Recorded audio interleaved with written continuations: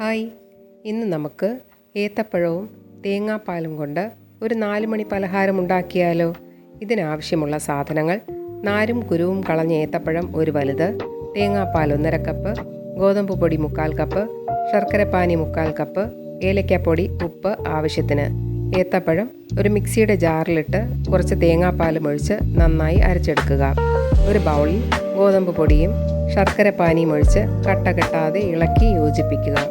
അതിൽ അരച്ചു വച്ചിരിക്കുന്ന കൂട്ട് ചേർത്ത് ബാക്കി പാലും ചേർത്ത് ലൂസായി കലക്കി ഏലക്കാപ്പൊടിയും ആവശ്യത്തിന് ഉപ്പും ചേർത്തിളക്കി നേരത്തെ നെയ്യ് പുരട്ടി തയ്യാറാക്കി വച്ചിരിക്കുന്ന പ്ലേറ്റിലൊഴിച്ച് അപ്പച്ചെമ്പിൽ വെച്ച് 15 മിനിറ്റ് ആവി കയറ്റിയെടുക്കുക.